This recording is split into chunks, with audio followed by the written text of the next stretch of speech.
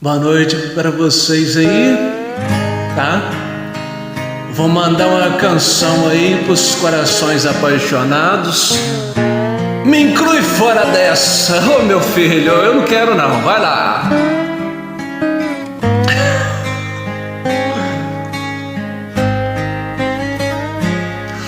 Primeiro Deus criou o céu, terra e mar, fez os sonhos tão bonitos pra sonhar, da lua e os mistérios do luar, e o crepúsculo como fosse um cortinado,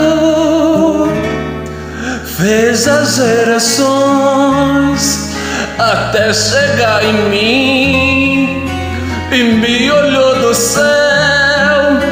Quem sabe diz assim: vou colocar em sua vida alguém que possa te entender, alguém que você ame e que ame você. E foi assim que aconteceu. O nosso amor já estava escrito por Deus. Então vou procurar trilhar em sua estrada como o sol do meio-dia. Eu quero ser pivô da sua alegria. Eu quero ser parte principal do teu sorriso, e a cada dia ofertar-lhe um paraíso.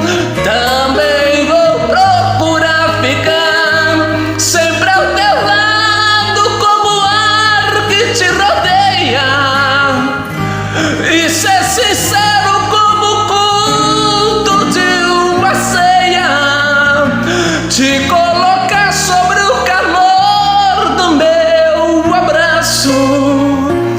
Em minha vida você já ganhou espaço, na minha não. Sai daqui em nome de Jesus. Ai.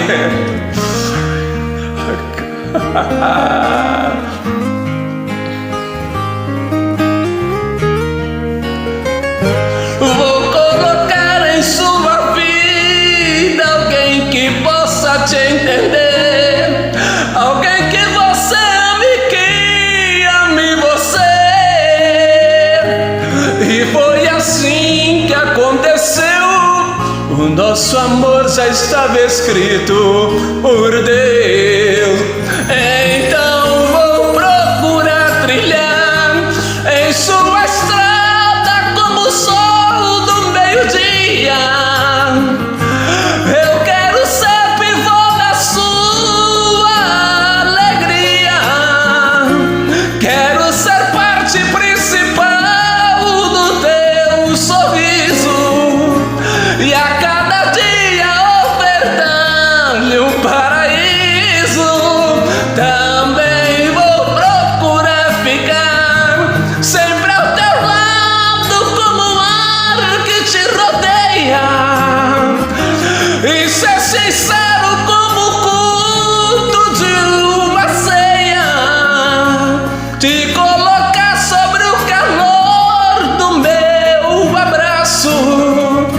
Em minha vida você já ganhou espaço na para. Minha vida você já ganhou espaço. Fica para vocês aí.